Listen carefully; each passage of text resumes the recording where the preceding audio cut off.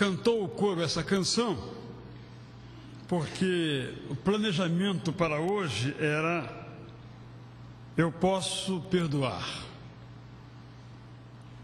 Todavia, um fato tem percorrido as discussões no Brasil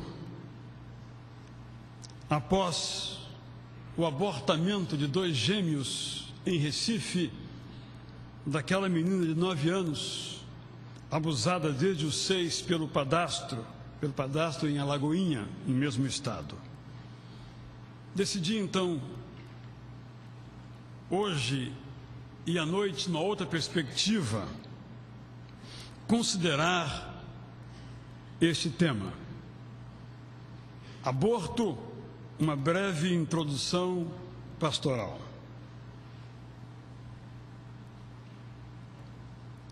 Não pretendo que todos que aqui se encontrem concordem comigo.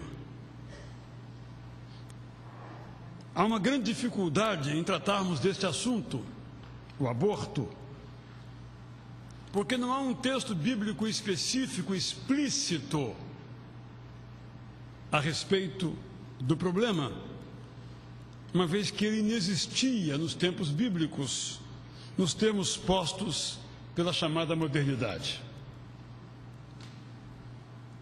No entanto, não só porque somos chamados a opinar, e somos, na banca de jornal, no metrô, no banco da escola, na mesa de trabalho, nós somos chamados a nos posicionar, sobretudo porque este fato foi acompanhado, o que lhe deu maior repercussão ainda, por um gesto da Igreja Católica que informou, através do arcebispo de Olinda e Recife, José Cardoso Sobrinho, que automaticamente todos quantos participaram, ou permitindo, ou realizando aquele aborto, estavam excomungados. À noite falarei sobre excomunhão e comunhão. Quero então tratar agora deste assunto. A história é bastante conhecida, os detalhes estão bastante publicados.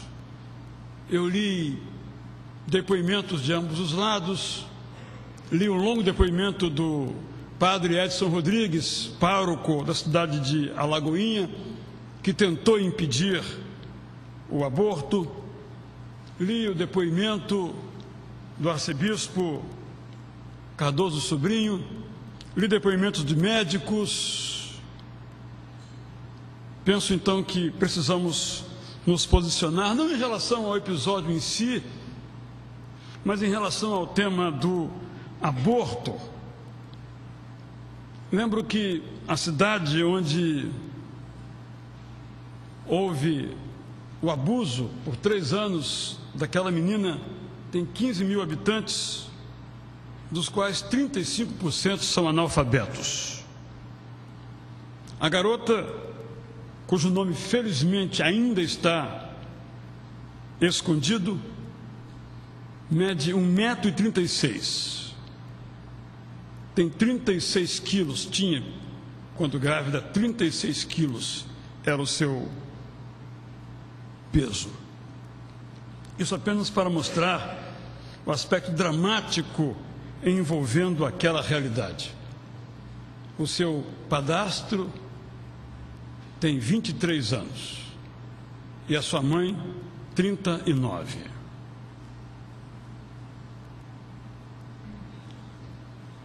Houve muitas reações a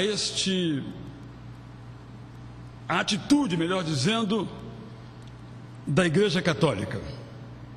É que os irmãos sabem que, em momento algum, desse púlpito se faz qualquer tipo de crítica a qualquer igreja.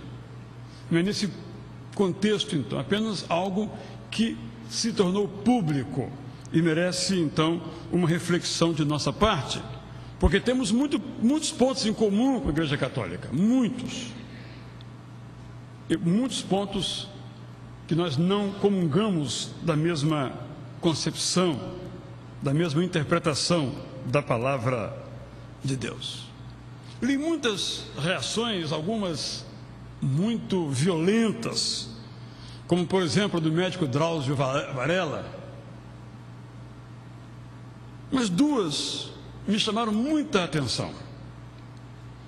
Uma reação, a reação da Igreja Católica, veio de um homem chamado Horácio Laffer Piva,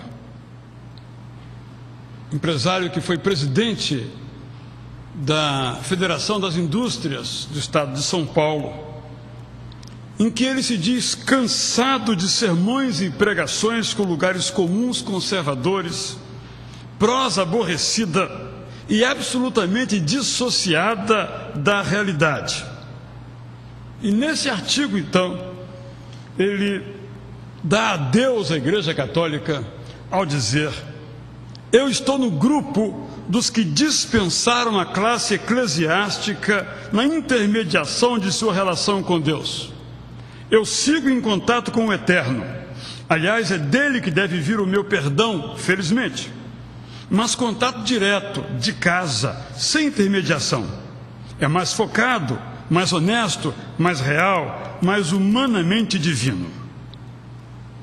E ainda se diz chocado com a presunção de um religioso ao decidir se alguém pode ou não ter o direito de comungar com Deus, onde deve ou não estar após a sua morte. Ele prossegue então neste tema, defende o direito, ele não explicita claramente ao aborto, defende as pesquisas científicas e termina assim: a religião é um caminho, ampara, questiona, responde e da mesma forma oferece esperanças. Mas a religião não é uma ciência exata e deve entender a fé como algo pessoal, respeitando o livre-arbítrio e efeito do tempo, da ciência e dos costumes. Seus seguidores não a desejam nem à frente nem atrás, mas ao lado, bem ao lado. A outra reação foi do psicanalista Conrado Caligares, que disse que nos tempos de hoje a decisão moral é um questionamento constante e às vezes atormentado. Cada um levando em conta as ideias de seu grupo, seus valores mais singulares, seus sentimentos, sua fé, se ele tem uma, e os fatos, caso a caso, chega a uma decisão ou uma opinião que acredita justa. Esse aspecto da modernidade é o melhor fruto da tradição judaico-cristã e mais especificamente da novidade cristã, pela qual Deus pode ser o mesmo para todos, porque Ele não se relaciona com grupos ou por intermédio de grupos, mas com cada indivíduo, um a um.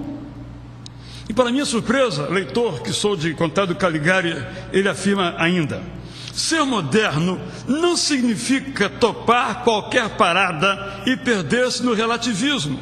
Ao contrário, ser moderno e ser cristão significa tomar a responsabilidade de decidir no nosso foro íntimo o que nos parece certo ou errado. E ele então prossegue. Para se entender um pouquinho a reação da Igreja Católica, temos que entender que o catolicismo tem um pressuposto hermenêutico. Sem entender isso, fica muito difícil compreender a interpretação da Igreja Católica aos fatos.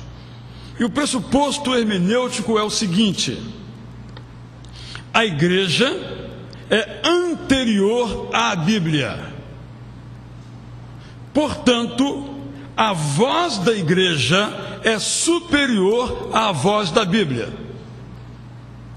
Isso tem que ficar bem claro. É por isso que se fala então na Igreja Católica do magistério eclesiástico.